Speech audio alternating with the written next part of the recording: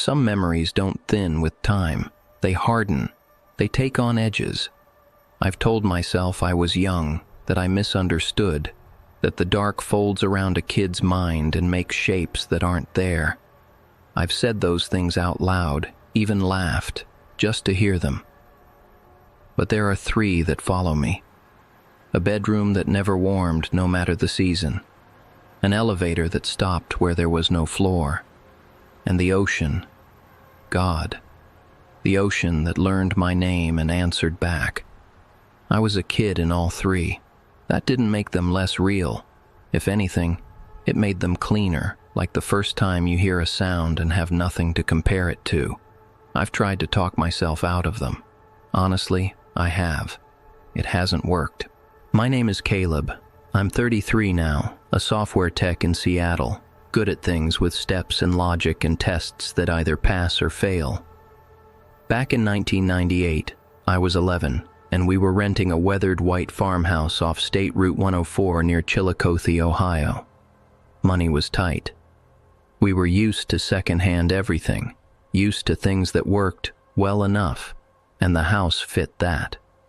From the road, you saw the roof line and the orchard we didn't know how to care for, trees that had been pruned by wind and time more than by hands. I shared chores with my little sister, Mason.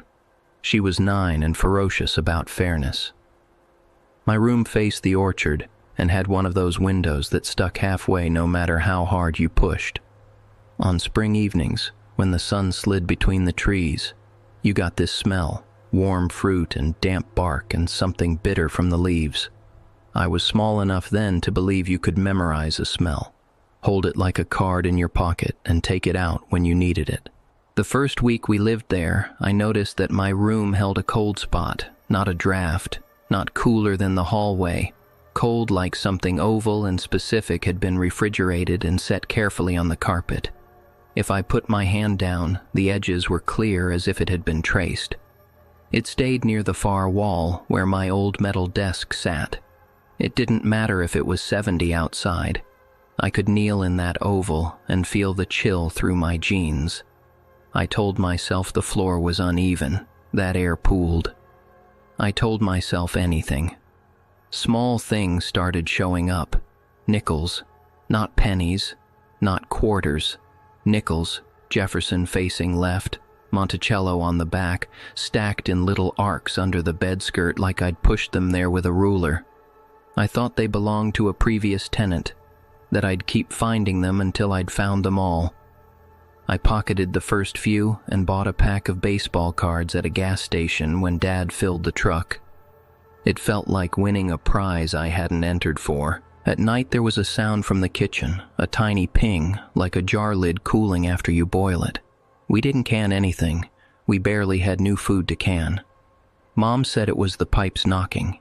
Dad said the fridge, old as it was, had its own way of talking. He said that line a lot. The house has its noises. He meant stop asking. The cold oval moved. Not while I watched, but week by week, a few inches closer to the bed. I started checking it like a chore, palms flat to the carpet when I woke up. And then I started stepping over that part of the floor without touching it, like it was wet paint. My sister noticed. Mason could smell weakness like a shark. "You scared of your rug?" she asked. I said no. "Fine," she said, and left, satisfied that she could use that later. Sometimes I woke with dirt smudges on my socks, a dry gray dust pressed into the ankle elastic. We had a rule, shoes off at the door. I wiped my feet. I did. I started leaving my socks on the dresser to prove to myself I wasn't dragging something in. And still, on certain mornings, there it was, a faint track like I'd walked through potting soil. The orchard ladder, aluminum, old, 1 foot dented, sat under the nearest tree. In the mornings, after certain nights, it had been moved 2 rungs higher. I know because I counted. I was that kid. Mason started sleep-talking that summer, little phrases that didn't make sense. She did it when she was feverish or overtired.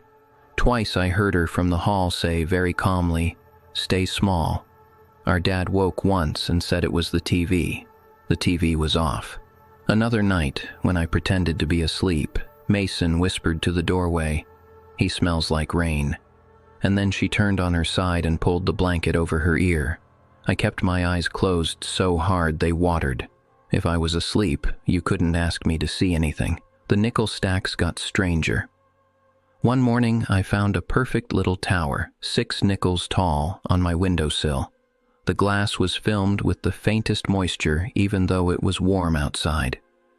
I reached to touch the tower, because of course, and as my finger brushed the top coin, the cold lifted through my legs like standing in an elevator and feeling motion before seeing it. The overhead light dimmed for a breath. I told myself the bulb was going. I told myself anything. Thunder didn't come that week. The sky stayed stainless and hot. But 2 nights later, the smell of fresh soil rolled into my room as if the window had been opened and an orchard piled through it. I checked the latch. Closed. I lay still and listened. The ping from the kitchen, once, then again, then again. Not random anymore, steady. A metronome playing a song I didn't know. The power went out that night, exactly at 2:14 a.m. I remember the dress of the dark in that house, the instant deepness, the way you could feel the refrigerator stop and the air settle as if it were listening. The ping moved closer, no footsteps, just the sound, translating from room to room like a signal. My flashlight was one of those plastic ones with a wide, weak beam you had to hit twice to get it to stop flickering. I held it straight down. My hand shook. When the beam cut through the cold patch, the light fuzzed at the edges like bad TV. I got on my knees next to the bed and lifted the bed skirt. My mouth tasted metallic. The pinging came from inches away. The flashlight found glass. A peanut butter jar, scrubbed clean, lid on. Condensation beating on its inside like cold breath.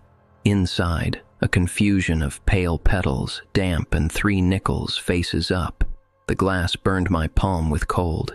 I set it on the floor and pulled my hand away like I'd touched a stovetop. The window, which had been latched, was raised 4 inches. No wind, no sound through the crack. I stared into the jar, not at my face but at the reflection of the room, and for a second I saw it from a different angle, as if the bed I was kneeling against didn't exist, as if the room had been furnished with a different idea of me. I wanted to call my dad, but he'd told us not to wake him for house talk. I wanted to wake Mom, but she'd say the same.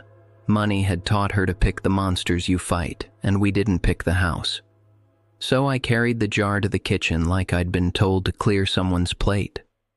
I set it on the counter by the sink, and the metal lid pinged once and the sound stopped. The refrigerator hummed back to life 30 minutes later when the power returned. The clock on the stove blinked 12 for 12 for, and the jar sweated into a small damp ring. We moved before winter. Dad said the landlord was going to raise the rent. He said it like an apology. We didn't take the orchard ladder. We left the jar on the counter, not because we forgot, but because none of us wanted to own it. As an adult, I can't keep houseplants alive. I don't like the smell of potting soil. I tell myself it's laziness, a schedule thing. Every time I move apartments, and I've moved a few times, there's a single nickel near the threshold a day or 2 in. Heads up most of the time. It's probably nothing. It was probably nothing then. I tell myself the jar was nothing. But some nights when the heat kicks on, I swear the room around me gets small, and the air tastes like rain. There are places that pay attention back. That's the part I learned first. You think you're entering them, using them for your life, passing through, house, hallway, stairwell, and then you realize they've been noticing you, the way a lake notices a stone. Doors are obvious. They're honest. Some thresholds aren't doors. Some are shapes you only see when they open. For me, the next one was an elevator. It wasn't a dream. If it was a dream that learned the hospital smells first. My name is Mariah. I'm 36 now, a NICU nurse in Phoenix, and the irony isn't lost on me that I chose to live where heat is the language of the day. When I was 9, in late November of 2001, my grandmother was admitted to St. Adrian's Medical Center in Evanston, Illinois. My dad took the overnight stays. He slept in a vinyl chair that unfurled into a complaint of a bed, and I got to roam with a book and a vending machine dollar, because no one knows what to do with a quiet kid in a place where adults can barely manage their own fear. Hospitals at night are their own weather. The wax-sweet smell of linoleum, the little red eyes of machines, TVs on mute showing radar sweeps and storm fronts that won't arrive for days, if ever. I loved elevators the way a kid loves anything that promises a small miracle at the push of a button. Up, down, you press, and you go.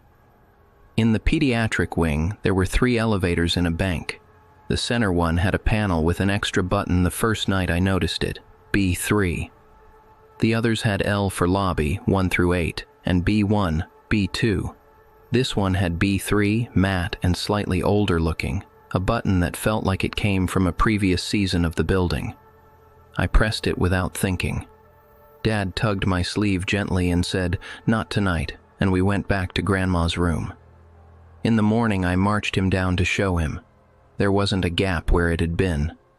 The panel was flawless stainless. No B3, L through 8, B1, B2. He smiled like adults do when they don't want to argue with magic. "You were tired," he said. "Hospitals are trick mirrors." The second night, I heard it. A single chime at 3:11 a.m. I know the time because I'd been reading under the nurse's station light, pretending to be asleep next to Dad, and checked the wall clock to mark how long I could read before my eyes gave up. The chime didn't belong to a stopping elevator. No doors opened. The indicator on the wall showed a small red dash, not a number, resting between B2 and L. A janitor pushed his cart into the hallway, saw me, and turned without making eye contact, like he'd wandered into the wrong room and would correct by not acknowledging the mistake. On the third night, the chime came again at 3:11. The panel on the center elevator had B3 again, matte, not backlit like the others. The button felt slightly hollow under my finger, like there was space under it where there shouldn't be. The air in the cab tasted like warm dust, a metallic sweetness from old vents. The fluorescent ceiling panel hummed the way electronics hum when they've just been turned on, a note you half feel in your jaw. I pressed B3. I didn't tell my dad. He'd fallen asleep with his hand over his eyes, the way he did when he was pretending the world had turned its volume down for him.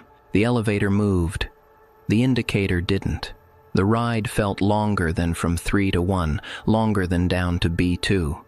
The hum picked up, then steadied, a pitch like a wire pulled tight. When the doors opened, it wasn't to a parking level. It wasn't to boiler rooms or storage. It was to a short corridor with matte paint and no posters. No hand sanitizer stations in those little acrylic brackets. The tiles were a hair darker than upstairs, and a thin line of darker tile ran across the threshold, from wall to wall like a tape line at a school play telling you where to stop. I stepped out because that's what you do when a door opens. The air felt warmer than it should have been. My throat felt cool, like I'd swallowed breath that belonged to someone else. My sneaker squeaked. It echoed back, not immediately, a little late, like someone hearing it and trying to imitate it kindly. Somewhere down the corridor I heard kids playing, not laughing. The sound of bouncing, a ball maybe, voices, but off-tempo, like when you rewind a tape and hear speech in reverse for a second, your brain catching the shapes without the meaning. The ceiling speaker clicked, not like the paging system on the floors above. Softer, as if the speaker were behind the paint, covered over at some point. A woman's voice came through, not the clipped nurse tone we're trained to use, but something careful and round. "Please wait there." The words were gentle, and my chest moved on its own in response, as if I'd been asked to do something and was proud to do it. I took one more step. My sneaker squeaked again. The echo squeaked back a fraction late, and this time the sound of it made the hair on my arms lift. It was my step, but considered. That's the only way I can put it, as if someone else took it as a suggestion. The elevator behind me dinged. The doors hadn't closed. When I turned, the doors were open to 3, the number glowed steady, and I could see the hallway. But it wasn't the hallway I'd left. No poinsettia cart, no corkboard flyers about the blood drive. The colors were the same, but the light had a different temperature, like it ran through a different kind of plastic diffuser. I had the feeling you get when you walk into a room and forget why. Small, seen from above. A narrow, wet footprint appeared beside my left shoe, right heel pressed against my arch, as if a child had stepped in place with me. The ceiling speaker clicked again, softer. Please wait there. I didn't want to move forward. I didn't want to run back. Running felt like the wrong verb for the space. I took one slow step backward, then another, feeling for the darker tile line with my heel. As soon as I crossed it, the sound in the corridor cut off. Not faded, stopped. Like a TV switched off mid-word. The elevator doors closed with that ordinary hospital patience, and when they opened again, it was to 3, exactly as it had been 20 minutes earlier. Poinsettia cart, corkboard flyers, a nurse laughing at nothing, because that's how you breathe when the oxygen in your night shift runs low. The next day, the panel had no B3. I put my finger where it had been. Smooth steel. The janitor met my eyes this time when he saw me looking. He didn't smile. He said, low, like giving directions he wasn't supposed to give. Night floors aren't for visitors, and pushed his cart toward the utility closet. I became a nurse because hospitals once made me feel seen. Not safe, seen. That hasn't changed. On some shifts, at 3:11 a.m., when a code alarm hits and all the real world's rhythms snap into place, the team moving, the cart unlocked, voices clear, I hear an extra chime laid under the ones we know, like a memory of a bell.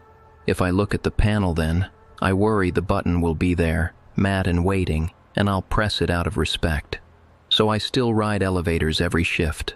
I don't look at the panel when the doors are closing. I think about elevators now the way I think about lakes. You step forward, and what's beneath decides whether that was an invitation. The last memory isn't about a machine, though. It's older than that. It's patient.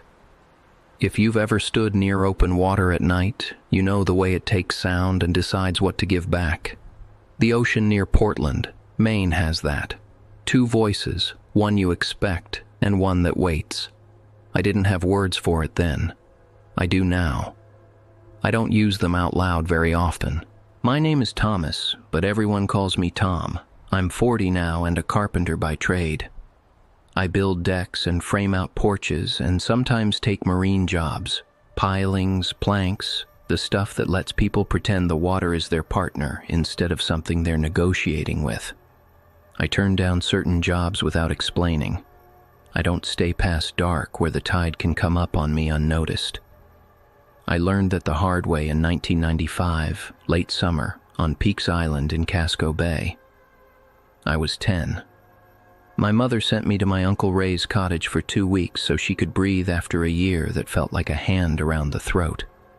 Her words later, when we were both old enough to be honest about how thin money made our voices. Ray's place was small and boxy, with a porch that looked across a rectangle of scrub grass toward a sliver of the bay. The fairy horn was the sound that told time there. You learned its intervals the way you learn where your own steps creak in an old house. My days there were pure kid. I brought a zippered nylon pouch for sea glass, a spiral notebook I never wrote in, and a baseball cap that made me feel like I belonged to something that played by rules. Uncle Ray kept an AM radio on the porch tuned to the Red Sox, and even when there wasn't a game he kept it on because the chatter, news, traffic, call-in shows with men who sounded like they were arguing through a mouthful of nails kept him from thinking about my aunt, who had been gone 2 years by then. He never said that. You can tell the truth by the way someone lets a thing be noisy. The first evening it happened, the wind had gone somewhere else. The light stepped off the surface of the bay like it had someplace to be. Gulls drifted and complained like always. Uncle Ray put a bag of ice in a cooler with supermarket sodas and told me I could take one if I finished shelling the peas he'd bought like he was going to cook a 4-course meal instead of heating soup from a can. There was a contentedness to the cottage that reminded me of my mother before a night shift. Tired but upright, with the chair pulled out already for whoever needed to sit the most. I was alone on the porch a little after 9, counting the green bits in my sea glass pouch, when the radio drifted off the game. Not like static between stations, not a crackle. It slid as if the sound had stepped sideways. A soft hiss came in, and for a second I thought the volume had turned itself down because the noise felt less like broadcast and more like breath. I leaned closer. The air was still. The smell of the bay, metallic and weedy and not quite clean, pressed up against the screen like someone on the other side wanted in. Then the gulls went quiet. Not all the gulls, all at once. As if someone had put a hand up and they respected it. I heard counting, very faint, not far away, not in the speaker exactly, but near it in a way I didn't understand. It was counting backward from 20. Anyone can count from 20 to 1, but the cadence was wrong. Too even, like someone reading the numbers from a list without remembering what they meant. I thought of kids at school who moved their lips when they read because they were learning to keep words inside, and how practice has a different music than knowing. I sat there, my hand open with sea glass pressing little cold shapes into my palm, and waited to see what happened at 1. Nothing happened. The radio wavered and found the game again, mid-sentence, like a man picking up where he'd left off after a stranger asked for directions. The gulls went on complaining. Uncle Ray stepped out, saw me listening hard, and said, "Static makes liars out of radios," as if that explained that particular kind of quiet. The next morning, my sea glass wasn't in the pouch. I knew I'd zipped it. You don't collect for a week and forget to close your little treasure bag. The glass lay on the porch in a perfect ring, sorted by color. Clear to pale green to dark green to brown, and the rare cobalt I'd only found one of. The circle wasn't centered either. It was too close to the porch edge, half an inch from the drop. If I'd been the one who did it, I would have placed it safely. The arrangement had that quality things get when someone makes them for themselves, not for an audience. I called Uncle Ray. He laughed once and said, "Show off." And then, because he was kind, "Probably a raccoon. They love shiny junk. You should have seen one at the dump last fall. Looked like a lady at a jewelry counter." He didn't take a picture because he didn't have a camera, because life back then wasn't for saving proof. Something in me wanted to destroy the ring by kicking it. Something in me didn't want to ask that question. I began to keep time by the ferry horn, and the counting breathed through the radio. The pattern didn't announce itself. I had to find it. The voice, if it was a voice, never started at the same number twice. 19, 13, 20, 7.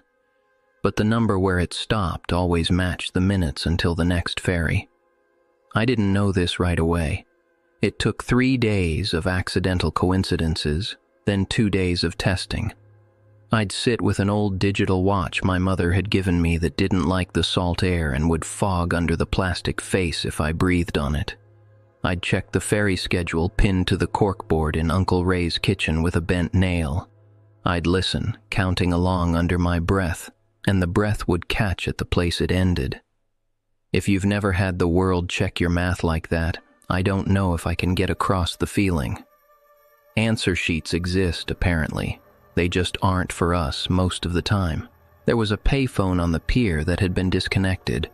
Upon request, the epoxy-streaked sign said, with the coin return sealed so tight you would have needed a chisel to get at the quarters people imagined were stuck inside. On the 5th night, at 11:07, the phone rang. I could be specific because my watch wanted to be accurate when it mattered, and I wanted to give it that permission. The ring wasn't a normal one.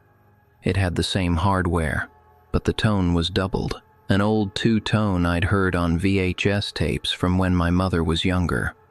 Uncle Ray had told me stories about the old ferry horn and how people on the island could tell a captain by the way he handled a docking, like you can tell a good driver by how cleanly they parallel park.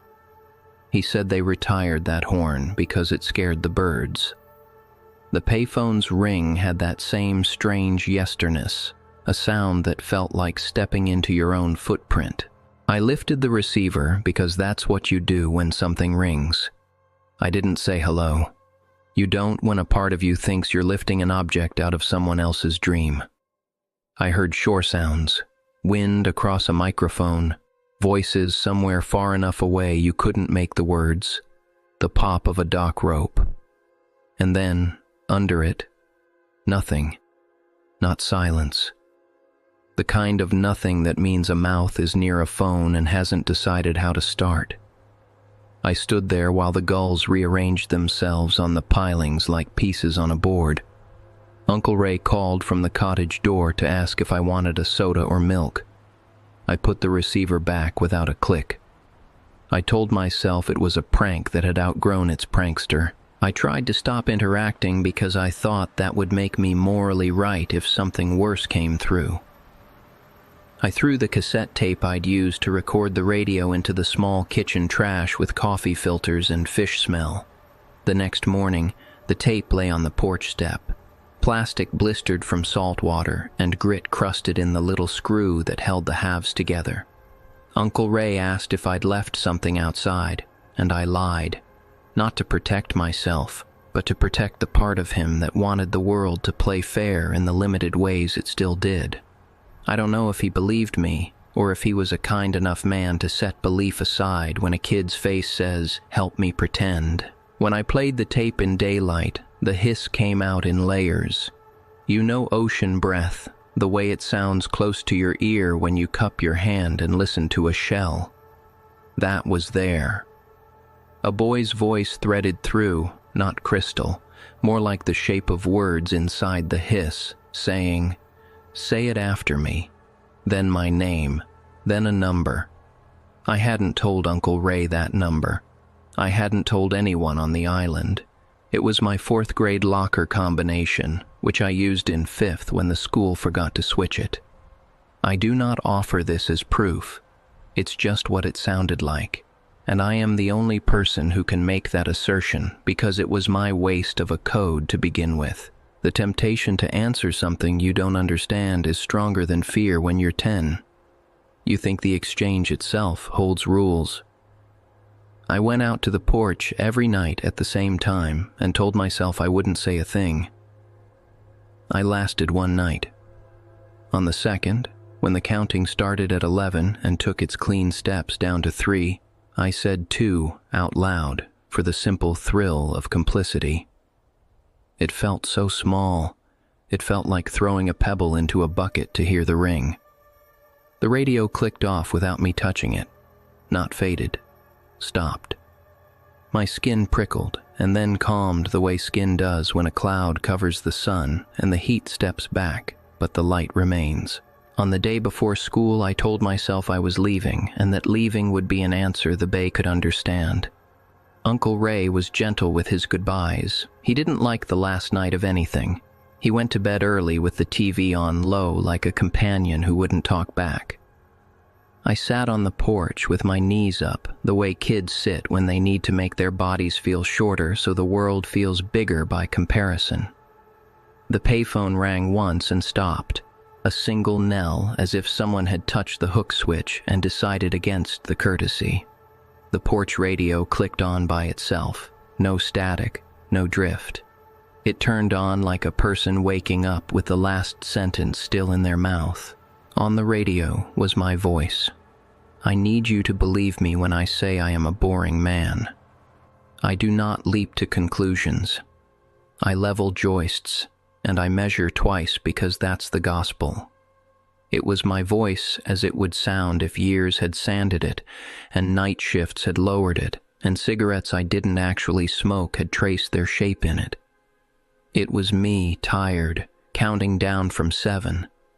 The sound had that hospital echo you hear when someone calls from a place with tile and hard corners. 7. A pause as if listening for the ferry. 6. The porch bulb above me cooled and went dark without breaking. 5. The gulls, the ones that hadn't cared about any of this, fell silent mid-flight. I don't mean they stopped calling. I mean they stopped moving for the length of a held breath and then continued as if they'd always been going. 4. I remember how the wood grain under my fingers felt like grooves in a record. 3. The bay went so flat it looked like glass that had decided to give up on showing anything but itself. 2. For the length of the word, I was not on the porch. I was in the water. I didn't feel wet. I didn't feel cold. I was viewing the porch from just off the dock as if my eyes had been set down on the bay like coins on a table. A kid sat on the porch railing. He had my knees and my new haircut, and the habit I had then of pressing my lips together when I was trying not to talk. The radio, my later voice, said 1 softly, and the ocean answered. It answered with a sound I can't convince anyone of. Not words. A horn echo, but not the current one. Not the deep, clean, modern tone. The old two-tone, too close, too soft, like a mouth under the dock saying the number with me. The payphone didn't ring. The radio didn't turn off. It just wasn't on anymore, the way a person isn't in a room they were in a second ago.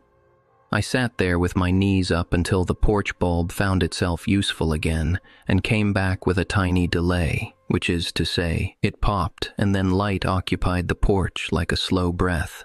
I didn't tell Uncle Ray everything. I told him enough to make him say, "We'll catch the early ferry," and to stand next to me while we waited in a posture that made space for me to think it was normal for a man to face water without turning his back to the island.